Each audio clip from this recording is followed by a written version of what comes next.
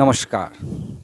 হরে কৃষ্ণ কৃষ্ণ কৃষ্ণ হরে হরে, হরে রাম রাম রাম হরে হরে। আপনারা কেমন আছেন?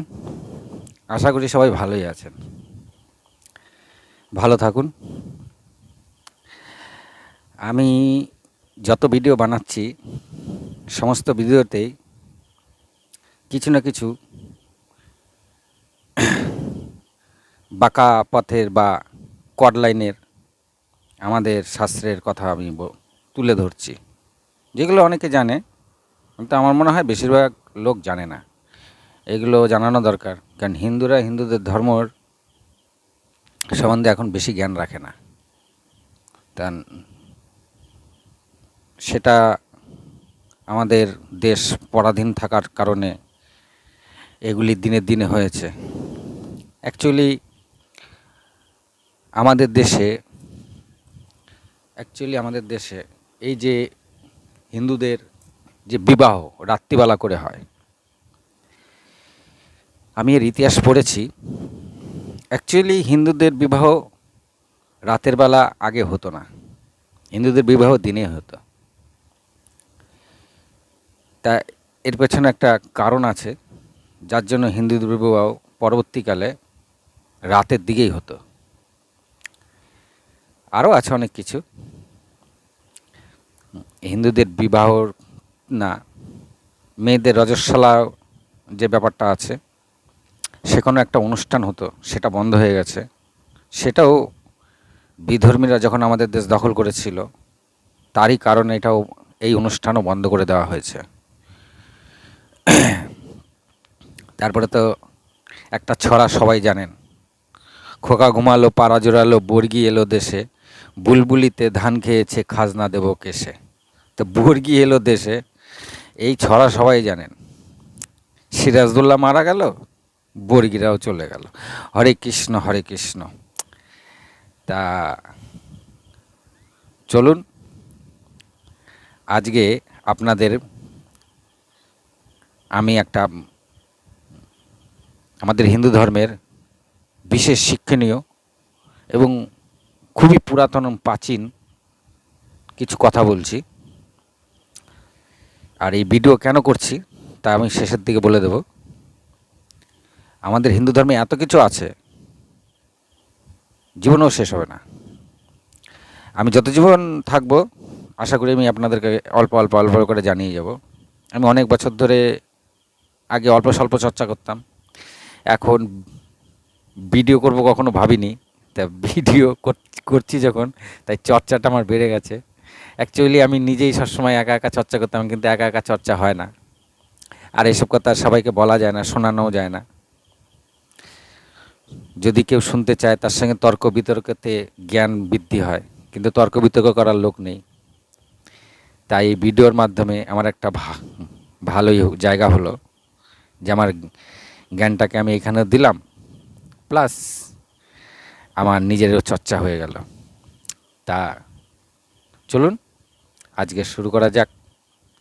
আজকে আমি আপনাদের কাছে বলবো বৃত্তাসুরের ব্যাপারে। কি আমরা তো অনেকেই জানি বৃত্তাসুরকে ইন্দ্র মেরেছিল, কিন্তু অ্যাকচুয়ালি বৃত্তাসুর কে ছিল,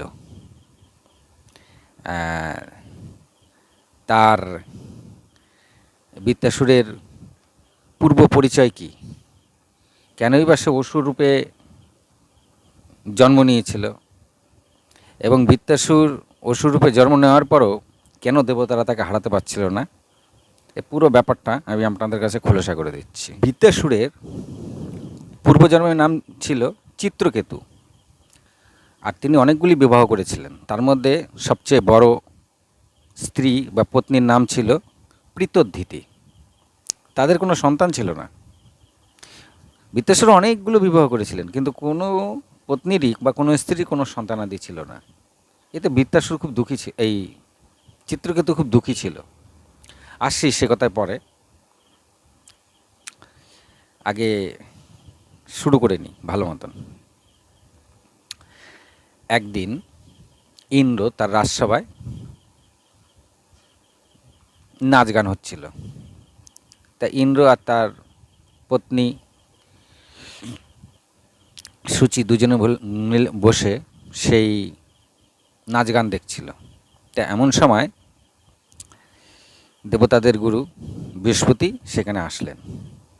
বৃহস্পতিতে দেখে অন্যান্য সমস্ত দেবতারা উঠে তাকে প্রণাম করলেন, কিন্তু ইন্দ্র এটা আলস্য করেই, আর যেহেতু তিনি রাজা, তার একটু গরিমা হয়ে গেছিল হঠাৎ করেই, তো তিনি আর উঠলেন না, আর বৃহস্পতিকে নমস্কারও করলেন না। খেয়াল করে এমন ভাব দেখালেন যেন তিনি বৃহস্পতিকে দেখেনি নি। এইভাবে তিনি আর বৃহস্পতির দিকে তাকালেন না। আর বৃহস্পতি এটাকে খুব অপমান আর অসম্মানজনক মনে করলেন, করে মনে মনে ভাবলেন ইন্দ্রর বড়ই অহংকার হয়ে গেছে, তাদের আর গুরুর প্রয়োজন নেই। তিনি মনের দুঃখে সেই রাজসভা থেকে বেরিয়ে সোজা তার আশ্রমে চলে গেলেন। আর এদিকে বৃহস্পতি চলে যাওয়ার পরপরই ইন্দ্র ভাবলেন তার একটা ভুল হয়ে গেছে, এটা তার ঠিক করা উচিত হয়নি। তিনি সাথে সাথে বৃহস্পতির আশ্রমে আসলেন গুরুকে খুঁজতে, কিন্তু গুরুকে তিনি তার আশ্রমে কিছুতেই খুঁজে পেলেন না। তারপরে তিনি এদিক ওদিক খোঁজা শুরু করলেন। অ্যাকচুয়ালি বৃহস্পতি রাগ করে মন্ত্র বলে তিনি এমন এক জায়গায় লুকিয়ে পড়লেন যেন ইন্দ্র তাকে খুঁজে না পায়। খুবই রাগ করেছিলেন। তা সেই সময় শুক্লাচার্যর কাছে খবর যায় যে অসুর আর ইন্দ্র, এই শুক্লাচার্যের কাছে খবর যায় যে ইন্দ্র আর বৃহস্পতির মধ্যে এক দ্বন্দ্ব চলছে। বৃহস্পতি কোথায় চলে গেছে আর ইন্দ্র তাকে খুঁজতে বেরিয়েছে। এখন দেবলোকে দেবতা ছাড়া আর ইন্দ্র নেই, গুরুদেব নেই, তো তিনি অসুরদের বললেন আক্রমণ করতে। তো অসুররা স্বর্গ আক্রমণ করে দিলেন। স্বর্গ আক্রমণ করে দেওয়াতে যেহেতু গুরু নেই, ইন্দ্রও নেই, দেবতারা খুব সহজেই পরাস্ত হয়ে গেলেন। পরাস্ত হয়ে গেলে অন্যান্য দেবতারা সবাই মিলে ব্রহ্মার কাছে গেলেন। ব্রহ্মাকে গিয়ে বললেন যে এই ব্যাপার, অসুররা তো আমাদের স্বর্গ দখল করে নিয়েছে, আর স্বর্গ যদি বেশি দিন অসুররা থাকে তাহলে খুবই বাজে হবে। তখন তিনি ব্রহ্মা বললেন ঠিক আছে, তোমরা এক কাজ করো, বিশ্বরূপ আছে আশ্রমে, বিশ্বরূপের আশ্রমে যাও, বিশ্বরূপের আশ্রমে গিয়ে বিশ্বরূপকে তোমাদের গুরু বানাও। যদি বিশ্বরূপকে তোমরা তোমাদের গুরু বানাতে পারো তাহলে তোমাদের স্বর্গও ফিরে পাবে, আর যত ধন সম্পত্তি অসুররা লুটে নিয়ে গেছে সবই তোমরা ফেরত পাবে। তা সেই অনুসারে তখন ইন্দ্র জেনে গেছে, ইন্দ্র এসে দেখে স্বর্গ দখল হয়ে গেছে। ইন্দ্র আর অন্যান্য দেবতারা মিলে বিশ্বরূপের আশ্রমে আসে। বিশ্বরূপ কিন্তু যাই তাই ব্রাহ্মণ ছিলেন না, ওনার 3টে মাথা ছিল বিশ্বরূপের। তাকে ত্রিমস্তকও বলা হতো, ত্রিশিরা তার নাম। আরেকটা নাম ছিল ত্রিশিরা। বিশ্বরূপ বলেই শাস্ত্রে ম্যাক্সিমামভাবে বিশ্বরূপের কথাই বলা আছে। এই বিশ্বরূপের পিতা হলেন ত্রষ্টা, আর ত্রষ্টার মাতা হলেন রচনা, আর রচনা ছিলেন দৈত্যর বর। যেহেতু দৈত্যকুলে ছিল, কিন্তু বিশ্বরূপ জন্মের পর থেকেই বিষ্ণু ভক্ত ছিল, তাই তিনি এক প্রকার ব্রাহ্মণ ছিলেন। সেই সময় জন্মেতে না, কর্মে ব্রাহ্মণ, ক্ষত্রিয়, বৈশ্য আর শূদ্র হতো। আর এখন বর্তমানে জন্মসূত্রে হয়, ব্রাহ্মণের ঘরে ব্রাহ্মণ, শূদ্রের ঘরে শূদ্র, ক্ষত্রিয়র ঘরে ক্ষত্রিয়, আর বৈশ্যর ঘরে বৈশ্য। কিন্তু আগে সেটা ছিল না। আমাদের শ্রীকৃষ্ণ যেভাবে আমাদের মানব সভ্যতা থেকে ভাগ করেছিল 4 ভাগে, সেটা হচ্ছে কর্মের দ্বারা এই চারটে কর্মের দ্বারা 4টে বর্ণ সৃষ্টি করেছিল। যার পুত্র সে তাই, আসলে সে ব্রাহ্মণের পুত্র, ব্রাহ্মণই বলা হয়। এখন সে মন্ত্র জানুক, যজ্ঞ করতে জানুক আর নাই জানুক বর্তমানে, কিন্তু আগে সেটা ছিল না, আগে ছিল কর্মক্ষেত্রে। তো বিশ্বরূপের বাবা ত্রষ্টার মাতা রচনা কিন্তু অসুর কুলে ছিল, তথাপি বিশ্বরূপ ছিল ব্রাহ্মণ। যাই হোক, বিশ্বরূপকে যখন সব বলল দেবতারা, তখন বিশ্বরূপ বলল ঠিক আছে, এটা তো করা উচিত না,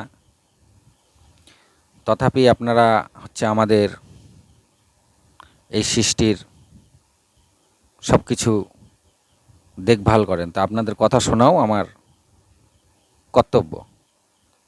তো বিশ্বরূপ রাজি হলেন। রাজি হয়ে দেবতাদের সঙ্গে দেবতাদের হয়ে তিনি যজ্ঞ শুরু করলেন। এবং সেই যজ্ঞের ফলে বিশ্বরূপ অসুররা যে স্বর্গ দখল করে নিয়েছিল সেটাও ছাড়িয়ে দিলেন, এবং যত ধন সম্পত্তি নিয়েছিল সেগুলো সব দেবতাদের ফিরিয়ে দিলেন বিশ্বরূপ। আর তার যজ্ঞের প্রভাব এতটাই শক্তিশালী ছিল, তিনি বিষ্ণু কবচ বা নারায়ণ কবচ সৃষ্টি করলেন। সেই নারায়ণ কবচ তিনি ইন্দ্রকে প্রদান করলেন। ইন্দ্রকে বললেন, এই নারায়ণ কবচ যদি তোমার কাছে থাকে, তোমাকে ঝপ করে কেউ বধ করতে পারবে না। তাই ইন্দ্র সেই নারায়ণ কবচ নিজের শরীরে ধারণ করলেন এবং বিশ্বরূপের প্রতি খুবই আস্থা রাখলেন এবং অন্যান্য দেবতারাও আস্থা রাখলেন, যদিও বিশ্বরূপ অসুরকুল থেকে এসছে। কিন্তু বিশ্বরূপ এদিকে কী করতো, যখন দেবতাদের যজ্ঞটা হতো তখন যে উনি আহুতি দিতেন দেবতাদের নামে, লুকিয়ে লুকিয়ে বিশ্বরূপ অসুরদেরও আহুতি দিতেন। এটা একদিন ইন্দ্র দেখে নেয়। ইন্দ্র দেখে নেওয়াতে তার প্রচণ্ড রাগ হয়, ক্রোধে সে ফেটে পড়ে। তখন তিনি বিশ্বরূপকে বারণ করলেন যে এইগুলোকে কেন করছো, এগুলো তো আমাদের যে দেবতাদের যে ধর্ম, সে ধর্মকে তুমি নষ্ট করছো, আর এটা তো সঠিক না। তুমি আমাদের সঙ্গে আছো, আহুতি দেওয়ার হয় খালি আমাদেরই দেয়। তা বিশ্বরূপ বলল ঠিক আছে। কিন্তু বিশ্বরূপ পরবর্তীকালেও যখন আবার যজ্ঞ আদি করছিল, তখনও দেবতাদের আহুতির সাথে লুকিয়ে লুকিয়ে, যাকে বলে আবছা হয়ে উনি আবার ওষুধদেরও আহুতি দিচ্ছিল। তখন আর ইন্দ্র সহ্য করতে পারল না। ইন্দ্র তখন রেগে গিয়ে তার অস্ত্র দিয়ে বিশ্বরূপের মস্তকটা কেটে দিল। এবং বিশ্বরূপের তো 3টে মাথা ছিল, 3টে মাথা যখন ভূমিতে পড়ে, তো কি হলো মজার ব্যাপার শুনুন। বিশ্বরূপ একটা মাথা দিয়ে বেদপাত করত, আরেকটা মাথা দিয়ে মধুপান করত, আরেকটা মাথা দিয়ে 10 দিককে সে সবসময় দৃষ্টিপাত রাখত 10 দিকে। তা যে মাথাটা দিয়ে বেদপাত করত, সে মাথাটা ভূমিতে পড়ার পরেই পায়রা হয়ে যায়, পায়রা হয়ে উড়ে যায়। আর যে মাথা দিয়ে মধুপান করত, সেই মাথাটা পড়ে চড়ুই পাখি হয়ে যায়। আর যে মাথাটা দিয়ে চতুর্দিক দেখত, সেই মাথাটা নিচে পড়ে তিতলির জাতীয় একরকম পাখির সৃষ্টি হয় এবং সেটাও পাখি হয়ে উড়ে যায়। এবার অন্যান্য দেবতারা যখন দেখলো যে বিশ্বরূপ হচ্ছে ব্রাহ্মণ ছিল, ব্রাহ্মণকে হত্যা করে ফেলেছে ইন্দ্র তো ব্রহ্ম হত্যার পাপ লেগেছে। ব্রহ্ম হত্যা করলে কী হতো, সেই সময় ছিল কোনো ব্রাহ্মণকে মারলে সাথে সাথে সেই ব্রহ্ম রাক্ষস চলে আসতো, এসে যে ব্রাহ্মণকে মেরেছে তাকে হত্যা করতো তারা। আর সেই ব্রহ্ম রাক্ষস হঠাৎই এসে উদয় হয়।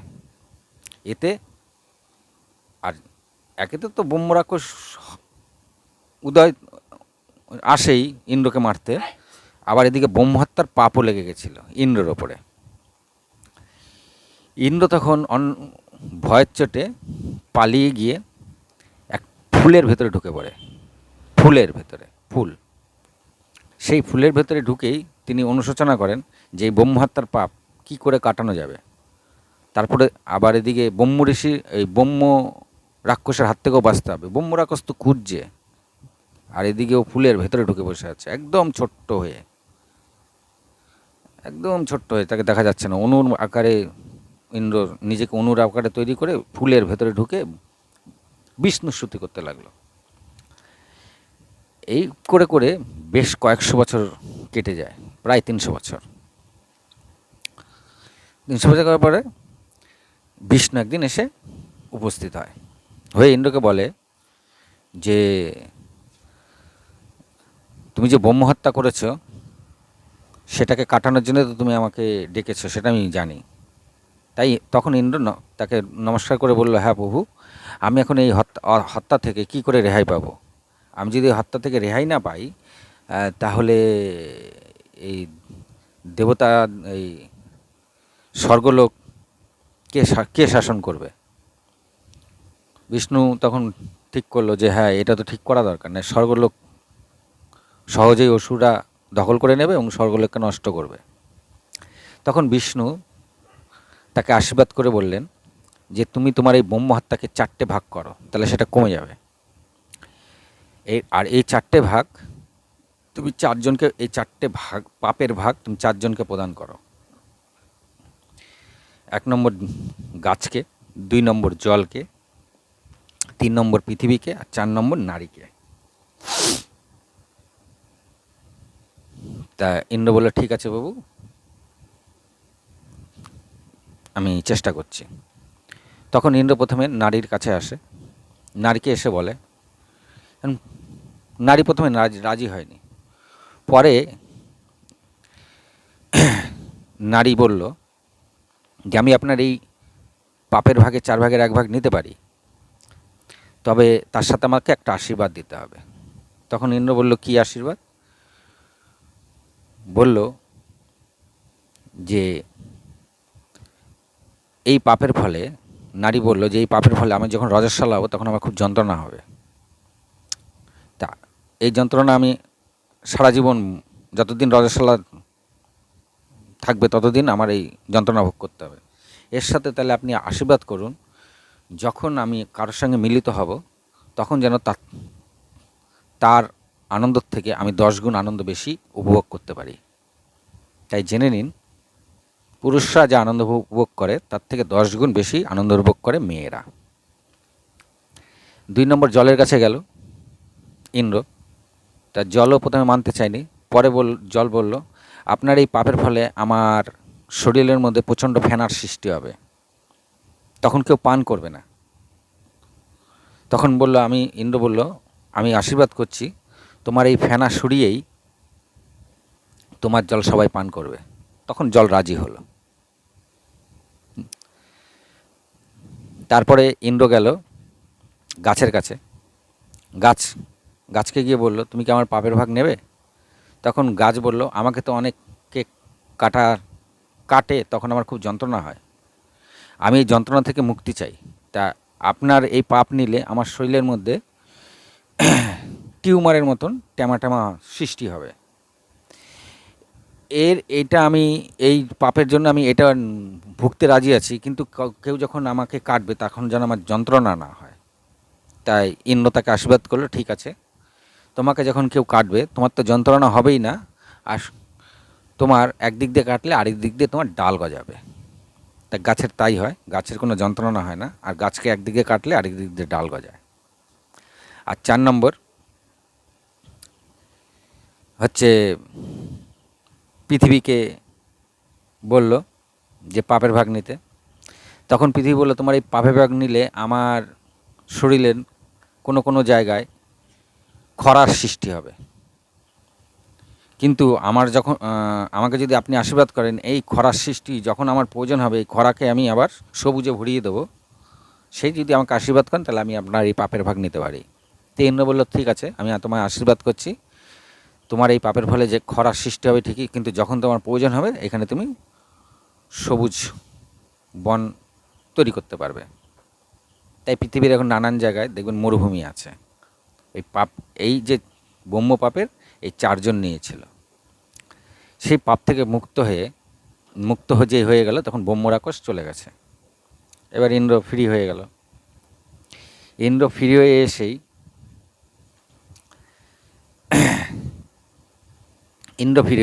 এইদিকে কি হয়েছে, বিশ্বরূপকে মেরে ফেলার পরেই এই খবর ত্বষ্টা জানতে পারে। ত্বষ্টা জানতে পেরে খুব রেগে যায় এবং তিনি ঠিক করেন যে দেবতারা যে কাজটা আমার পুত্রের সঙ্গে করেছে, আমার পুত্র সবসময় দেবতাদেরই সাপোর্ট করে গেছে, অথচ ইন্দ্র তার গলা কেটে তাকে হত্যা করেছে, এটা ইন্দ্র ঠিক করেনি। তাই ত্বষ্টা কী করলো, এক যজ্ঞের আয়োজন করলো। সেই যজ্ঞেতে দেবতাদের অমঙ্গলই হয়। যেরকম আমার ছেলের সঙ্গে ওরা বাজে কাজ করে আমাকে দুঃখ দিয়েছে, এরকমই যেন অমঙ্গল কাজ দেবতাদের সাথে হয়। হলো তাই। ইন্দ্র ফিরে এসে যখন যজ্ঞ করলো, বৃহস্পতি ছিল না তখন, বৃহস্পতি তখনও ফেরেনি, বৃহস্পতি আরও পরে ফিরবে। ইন্দ্রের সেই যজ্ঞে মন্ত্র ভুল হয়ে গেছে। মন্ত্র ভুল হয়ে যাওয়াতে যজ্ঞ করছিল যে দেবতাদের যেন ওই অসুরটা ক্ষতি না করতে পারে, সেই যজ্ঞ করছিল। কিন্তু মন্ত্র ভুল হয়ে যেত, হয়ে গেল উল্টো। সেই যজ্ঞ থেকে উৎপন্ন হলো এক কালো কুচকুচে বিশাল বড় এক অসুর বেরিয়ে আসলো। তার নাম হলো বৃত্তাসুর। এই বৃত্তাসুরকে দেখে তারা সব ভয় পেয়ে গেল। দেবতারা প্রথমে বৃত্তাসুরকে মেরে তাড়াতে চাইল, কিন্তু বৃত্তাসুরের সঙ্গে কেউ পেরেই উঠল না। বৃত্তাসুর তখন দেবতাদের সঙ্গে যুদ্ধ করে সমস্ত দেবতাদের হারিয়ে দিয়েছে। দেবতারা তখন ভয়ের চেটে পালিয়ে ব্রহ্মলোকে চলে যায়। তারপরে বৃত্তাসুর ওখান থেকে নিজের এই ত্বষ্টার কাছে আসে, ত্বষ্টার আশ্রমে এসে বলে, পিতা, আমি আপনার বদলা নিয়েছি। সব দেবতারা চলে গেছে, দেবলোক এখন আমাদের। তা এইভাবে বৃত্তাসুর স্বর্গমত্ত পাতাল তিনলোক জয় করে নিয়েছিলেন। এদিকে বৃত্তাসুরকে সঙ্গে যখন আর দেবতারা উঠে পারেনি, তখন ব্রহ্মার কাছে গেল সবাই মিলে। তখন ব্রহ্মা বলল, এই বৃত্তাসুরকে একমাত্র বধ করা যাবে যদি তোমরা দধীচি মুনির হাড় দিয়ে অস্ত্র বানাও। তখন বললো, তাহলে দধীচির মুনির হাড়ে এমন কি আছে? বলে, দধীচির মুনির হাড়ের মধ্যে এক বজ্র আছে, সেই বজ্র দ্বারা যখন অস্ত্র সৃষ্টি হবে, সেই অস্ত্রকে খণ্ডন করার ক্ষমতা কারো নেই। বৃত্তাসুরও পারবে না সেই অস্ত্রকে খণ্ডন করতে। বৃত্তাসুরের পূর্বজন্ম ছিল চিত্রকেতু, আর পত্নীর নাম ছিল পিতোদ্ধৃতি। এই চিত্রকেতুর অনেক পত্নী ছিল, কিন্তু কারো গর্ভেই কোনো সন্তান ছিল না। আর চিত্রকেতু ছিল রাজা। তা কারো গর্ভে যখন কোনো সন্তান ছিল না, তাতে চিত্রকেতু একটু দুঃখী থাকতেন। তিনি অনেক চেষ্টা করেছেন, কিন্তু তার সন্তানাদি কিছুতেই হচ্ছে না। তখন তিনি একদিন অঙ্গিরা ঋষিকে তার রাজ্যে নিয়ে আসেন। অঙ্গিরা ঋষিকে বলেন যে, আমার কি কোনো সন্তানাদি হবে না? অঙ্গিরা ঋষি বলল, আমি চেষ্টা করলে তোমার হয়তো সন্তানাদি হবে, কিন্তু সে সন্তানাদি যেমন সুখ দেবে তেমনি কষ্টও দেবে। তুমি কি চাও? তখন যেহেতু চিত্রকেতুর কোনো সন্তানই ছিল না, তাই বললেন যে কষ্ট হয় হোক, যদি সন্তানের সুখ পাই, সন্তানই তো নেই। তো অঙ্গিরা ঋষি তাকে আশীর্বাদ করলেন যে ঠিক আছে, তোমার যে পত্নী পিতোদ্ধৃতি আছে, তোমাদের এই পত্নীদের মধ্যে সর্বশ্রেষ্ঠ গুণী, ওর গর্ভে সন্তান আসবে। এই বলে অঙ্গিরা ঋষি চলে গেলেন। তা যথারীতি পিতোদ্ধৃতির গর্ভে 1 বছর পরে পুত্র সন্তানের জন্ম হলো। আর পুত্র সন্তানের জন্ম হওয়ার পরে চিত্রকেতু সব সময়, আর পিতোদ্ধৃতি আর চিত্রকেতু সবসময় সন্তানের লালন পালনে লেগে থাকতেন। এবার অন্য তো অনেক স্ত্রীরা রয়েছে, তাদের কাছে চিত্রকেতু বেশি যাচ্ছিল না। এতে তাদের প্রচণ্ড রাগ হয় যে সন্তান হওয়ার পরে স্বামী আর আমাদের কাছে আসে না। এই রাগের চোটে তারা কি করেছে, সবাই মিলে যুক্তি করে পিতোদ্ধৃতির সন্তান, তখন মাত্র 1 বছর বয়স হয়েছে, তাকে বিষ দিয়ে দেয়। আর সেই বিষ খাওয়ার ফলে চিত্রকেতুর সেই সন্তান মারা যায়। আর মারা যাওয়ার পরে চিত্রকেতু এত দুঃখী হয়ে পড়ে, এমনি তো সে আর কারোর কাছে যায়ই না, সে সব সময় এক জায়গায় বসে দুঃখীর মতন পড়ে, এই এক জায়গায় বসে দুঃখ করতে থাকে। তার সন্তান মারা যাওয়ার পরে বিলাপ করতে থাকে। তখন ওখানে নারদ মুনি আসে। নারদ মুনি চিত্রকেতুকে বলে, তুমি তো? বললো, আমি জানি না, আমার কোনো সন্তানাদি নেই, আমার সন্তান 1 বছর হলো সবে বয়স, আর আমার সন্তান কেন মরে গেল? আমার সন্তানকে কি আর জীবিত করা যাবে না? আমার সন্তান ছাড়া তো আমারও জীবন ব্যর্থ মনে হচ্ছে। তখন বলল, এর উত্তর একমাত্র অঙ্গিরা ঋষি দিতে পারবে। তা অঙ্গিরা ঋষিকে নারদ আহ্বান করাতে অঙ্গিরা ঋষি সেখানে এসে উপস্থিত হলো। তো অঙ্গিরা ঋষি তখন চিত্রকেতুকে বলে যে আমি আপনাকে পূর্বেই বলেছিলাম যে আপনার সন্তান লাভ হবে ঠিকই, কিন্তু সে সন্তান আপনাকে যেমন সুখ দেবে সেমন দুঃখও দেবে। তা এই 1টা বছর যে আপনার সন্তান আপনার কাছে ছিল, এটাই সুখ ছিল, আর মরে যাওয়ার পরে যে আপনি দুঃখ করছেন। আমি আপনার সন্তানকে আবার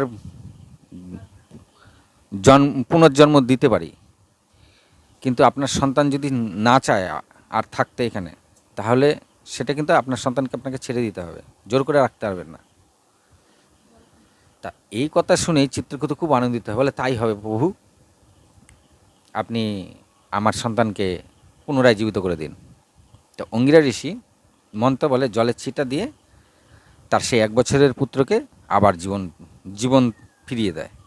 তখন সেই পুত্র জীবন ফিরে পাওয়ার পরে চিত্রকেতু আর প্রীতধিতি দুজনে মিলেই খুব আদর করতে থাকে, খুব চুমাচামি খাচ্ছে, হামি দিয়ে তাকে একেবারে এমন আদর করছে, ঠিক আছে কোথায় চলে গেছিলি, এনা তেনা নানান কথা। তখন সেই 1 বছরের শিশু কি বলছে শুনুন। মাত্র বয়স 1 বছর, সে তখনও কথা শেখেনি, কিন্তু সে সময় সে কথা বলছে মাতা পিতাকে বলছে যে আপনারা যে আমাকে নিয়ে এত আদর আপ্যায়ন করছেন, আমার মৃত্যু হয়ে যাওয়ার পরে আপনারা আবার আমাকে ফিরে পেয়ে এত আনন্দ করছেন, এত আনন্দ করবেন না। কারণ আমি 1000 জন্ম নিয়েছি, আরও কত জন্ম নেব ঠিক নেই, কত বাবা মা আমার জীবনে এসছে, আমি কাকে কাকে খেয়াল রাখবো, আর আপনারা কে? আপনারা যতক্ষণ আমি বেঁচে ছিলাম ততক্ষণ পর্যন্ত আপনারা আমার বাবা মা ছিলেন, যেহেতু আমি মরে গেছি এখন আর আপনাদের আমি চিনি না। এখন আর কে আমার বাবা, কে আমার মা, সেগুলোর আমার এখন আর মনে নেই। কারণ আমি যত জনিতে জন্ম নিয়েছি আমার সবার কথা একসঙ্গে মনে পড়ছে। এখন তাদের মধ্যে যে আপনিও আমার বাবা মা, সেটা আমার এখন খেয়াল পড়ছে না। এই শুনে চিত্রকেতু বড় আশ্চর্য হয় এবং তার ব্রহ্মজ্ঞান লাভ হয়ে যায় সাথে সাথে, যে এই ছেলে কি বলছে। বলছে অনেক জন্ম নিয়েছে, কে তার বাবা কে তার মা তার মনে রাখার কোনো দরকার নেই। বলছে আরও অনেক জন্ম তার নেবে, এত মনে রাখা সম্ভবই না। চিত্রকেতুর এই ব্রহ্মজ্ঞান হওয়ার পরে তিনি বিষ্ণু ধ্যানে বসে যান এবং বিষ্ণু ধ্যান করে বিষ্ণু তখন তার প্রতি প্রচণ্ড প্রসন্ন হন এবং তিনি ব্রহ্মজ্ঞানী রাজা হন। এই চিত্রকেতু ব্রহ্মজ্ঞানী রাজা হন। তখন ব্রহ্মজ্ঞানী রাজা হয়ে তিনি রাজ্য শাসন করতে থাকেন। তো একদিন তিনি কৈলাস পর্বতের পাশ দিয়ে যাচ্ছিলেন আকাশপথে কৈলাস যখন পাশ দিয়ে যাচ্ছিলেন, সেখানে তখন শিব আর পার্বতী দুজনে এক আসনে বসে, পার্বতী আবার তার একটা পা শিবের পায়ের ওপরে তুলে শিবের গল্প শুনছিলেন, আর শিবের সামনে তার শিবের ভক্তরা সব বসেছিল। শিব কথা বলছিলেন আর সবাই শুনছিল, আর পার্বতী শিবের পাশে বসা ছিল, কিন্তু পার্বতীর একটা পা শিবের পায়ের উপরে ছিল। এটা চিত্রকেতু দেখতে পায় সেই পুষ্পক্রত থেকে। দেখতে পেয়ে তিনি সেখানে নেমে এসে তিনি মহাদেবকে নমস্কার করে বলেন, প্রভু আপনার এই যে আপনি কথা বলছেন, আপনার যে পায়ের ওপরে পা তুলে পার্বতী বসে আছে, সেটা কি ঠিক দেখাচ্ছে? এতে মহাদেব আর কিছু বলে না, মহাদেব খালি মৃদু মৃদু হাসে। কিন্তু পার্বতীর রাগ হয়ে যায়। পার্বতী রেগে গিয়ে চিত্রকেতুকে অভিশাপ দেন যে তোমার এত দূর সাহস, তুমি এরকম কথা আমাদের বলতে পারো? আমরা তোমার মাতা পিতার সমান, তোমার যে চিন্তাভাবনা অসুরিক চিন্তাভাবনা, তাই পরবর্তীকালে তুমি অসুর কুলে জন্ম নেবে। কিন্তু এই জন্মে তোমার যত পুণ্য আছে সেই অসুরকুলে জন্ম নেওয়ার পরে তোমার মুক্তি লাভ হবে, এই জন্মে তোমার আর মুক্তি লাভ হবে না। এই অভিশাপ দেওয়ার পরেই তো ওই বৃত্তাসুরের জন্ম। এই চিত্রকেতুই পরবর্তীকালে বৃত্তাসুর হয়ে জন্ম নেন এবং যখন স্বর্গ দখলটা করার পরে ত্বষ্টা যখন খুশি হন আর ঈশেরাও যখন মারতে পারেনি দেবতারা, ইন্দ্ররা তখন আসলেন দধিচির কাছে দধিচির হার নিতে। তখন ত্বষ্টা বৃত্তাসুরকে বলল যে ইন্দ্র যে করেই হোক তোমাকে মারার জন্য অনেক কলা কৌশল করবে, তা তুমি এক কাজ করো বাবা, তুমি এখনই বিষ্ণুর ধ্যান করো, বিষ্ণুর কাছ থেকে প্রতিশ্রুতি চেয়ে নাও কিছু, যাতে তোমাকে কেউ না মারতে পারে। তো তাই হলো। বিষ্ণু নয়, ব্রহ্মার ধ্যান করো, ব্রহ্মার কাছ থেকে এমন কিছু চেয়ে নাও যাতে ইন্দ্র তোমাকে মারতে না পারে। তা এদিকেই ইন্দ্র বৃত্তাসুরকে মারার জন্য সব রেডি হচ্ছিল, ওদিকে বৃত্তাসুরও ঘোর তপস্যা শুরু করে ব্রহ্মার। তো ব্রহ্মা খুশি হলে বৃত্তাসুরের কাছে আসলে বলে কী বর চাও? তখন বৃত্তাসুর বলল, আমাকে এমন বর দিন যেন দিনে না রাতে না কোনো শুকনো জিনিস দিয়ে, না কোনো লোহার অস্ত্রে বা কোনো কাঠের জিনিস দিয়ে আমাকে যেন কেউ না মারতে পারে। তা তাই হলো। ব্রহ্মা তাকে আশীর্বাদ করলেন, ঠিক আছে তথাস্তু বলে ব্রহ্মা চলে গেছে। আর বৃত্তাসুর জানে ওকে আর মারতে পারবে না, ইন্দ্র যাই করুক। হাড় দিয়ে বিশ্বকর্মা তাদের তৈরি করে দিলেন ব্রহ্মাস্ত্র।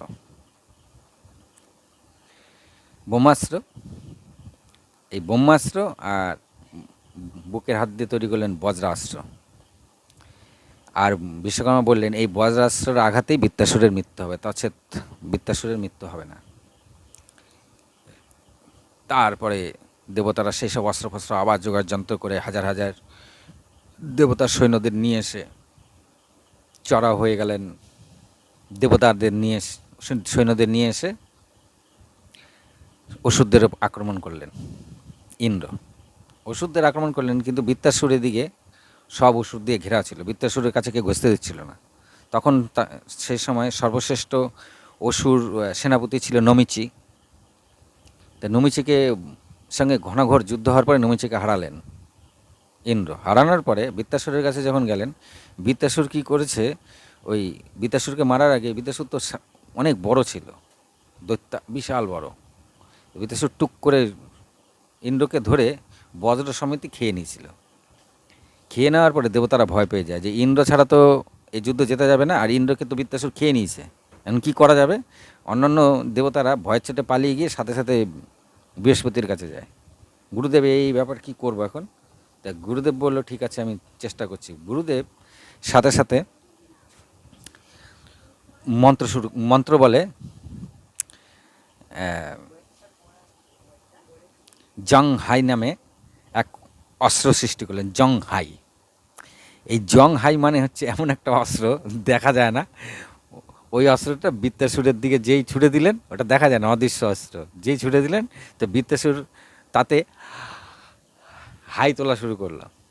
তা কথায় আছে সেই থেকে আমাদের যে হাই ওঠাটা ওইখান থেকেই শুরু হয়েছে। তা বৃহস্পতি যখন ওই জং হাই বৃত্তাসুরের ওপর ছড়ে, তখন বৃত্তাসুর হাই তোলে, আর ওনার যে হাই তোলে তখন ইন্দ্র বৃত্তাসুরের শরীরের মুখ দিয়ে বেরিয়ে আসার পরে আবার যুদ্ধ শুরু হয়। যুদ্ধ অনেক বছর ধরে চলে, কিন্তু কিছুতেই বৃত্তাসুর আর হারে না। যাই হোক, অনেক বছর চলার পরে আবার দেবতারাই হেরে যায়। তখন দেবতারা সবাই মিলে বৃত্তাসুরের পূর্বজন্মের সব ব্যাপার যখন খোঁজ নেয়, তখন জানে যে এরকম চিত্রকেতু ছিল, আর তাকে পার্বতী মাতা জগদম্বা অভিশাপ দিয়েছিল।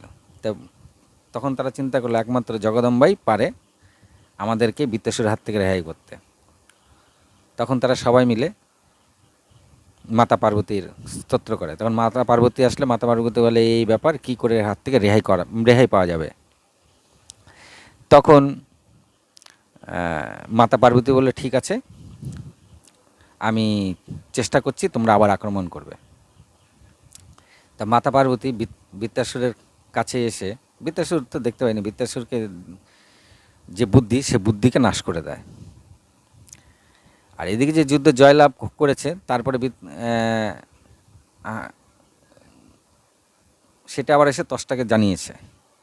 ত্বষ্টা বৃত্তাসুরকে বলেছে, তুমি কিন্তু সতর্ক থাকবে, ইন্দ্র কিন্তু ওর নাম, প্রচুর চালাক। তা বৃত্তাসুর যখন ওর বুদ্ধি কমিয়ে দিয়েছে, তখন ইন্দ্র এসে বৃত্তাসুরের সঙ্গে সন্ধি স্থাপন করে। তা সন্ধি স্থাপন করার পরে বৃত্তাসুর মেনে নেয়, বলে ঠিক আছে, বন্ধু হলো আর কি। তা এই কথা আবার ইন্দ্র কাউকে বলতে বারণ করেছে বৃত্তাসুরকে। তা বৃত্তাসুরটা তো বুদ্ধি তো নাশ হয়ে গেছে তখন। বৃত্তাসুর এসে আবার ত্বষ্টাকে বলেছে যে এরকম আমি এখন ইন্দ্রের সাথে বন্ধুত্ব স্থাপন করেছি। তখন ত্বষ্টা বলেছে যে ইন্দ্র কিন্তু খুব চালাক, ও বিশ্বরূপকে মেরে মারতে পারে, তোমাকেও কিন্তু মারতে পারে যখন তখন, কিন্তু এসব কথা আর বৃত্তাসুরের মাথায় ঢোকেনি। ইন্দ্র এদিকে দেখলো, ইন্দ্র তখন বৃত্তাসুরকে জিজ্ঞাসা করলো, আচ্ছা তোমাকে তো আমি এই বজ্রাসুরতে কত আঘাত করলাম, তুমি তো মরলে না। তখন বৃত্তাসুর বলছে যে আমি কোনো অস্ত্র দিয়ে মারা যাবে না, কারণ আমি ব্রহ্মার কাছ থেকে আছে, বর আছে, কোনো শুকনো জিনিস বা কোনো লোহা জাতীয় জিনিস বা কোনো অস্ত্র দ্বারা দিনে রাতে আমাকে মারা যাবে না, যার জন্য তোমরা আমাকে মারতে পারছো না, মারতেও পারবে না ভবিষ্যতে। বৃত্তাসুর একদম নির্ভয়ে বলছে মারতেও পারবে না ভবিষ্যতে। তখন বন্ধুত্ব, এই তো ইন্দ্র তাকে তাকে তাকে তাকে ছিল। একদিন ইন্দ্র সমুদ্রের ধারে বৃত্তাসুরকে একা ঘুরতে দেখেই ইন্দ্র চুপচাপ ওর পেছন পেছন অনেকটা দূরে গিয়ে দাঁড়িয়েছিল, আর চিন্তা করছে কী করে মারা যায়, ওকে তো শুকনো জিনিস দিয়ে মারা যাবে না। কিন্তু তখন সমুদ্রের মধ্যে অনেক ফেনা ছিল, যে ফেনা না শুকনো ছিল না ভেজা ছিল, আর সেই টাইমটা না দিন ছিল না রাত ছিল, গোধূলি বেলা ছিল। ইন্দ্র চিন্তা করলো এখনই মনে হয় তাহলে সেই টাইম। তখন তিনি কী করলেন, ওই ফেনাটা তার বজ্রাস্ত্রের মধ্যে ভালো করে মাখালেন, মাখিয়ে ওই গোধূলি বেলা ছিল, ছুঁড়ে মারলেন বৃত্তাসুরের গলার দিকে, আর সেই বজ্রাসুর বৃত্তাসুরের গলা কেটে দিল। আর বৃত্তাসুর ওইভাবেই বধ হলেন। বৃত্তাসুর যখন বধ হলেন, এই ত্বষ্টা সেই খবর পায়। ত্বষ্টা এসে বৃত্তাসুরের পাশে খুব কান্না করে আর বলে, ইন্দ্র যে চালাকি করে আমার পুত্রকে হত্যা করেছে, আমি যতটা দুঃখ পেয়েছি ততটাই দুঃখ ইন্দ্রকে পেতে হবে। তা বৃত্তাসুর তো মরে উদ্ধার হয়ে গেলেন, যেহেতু তিনি পূর্বজন্মে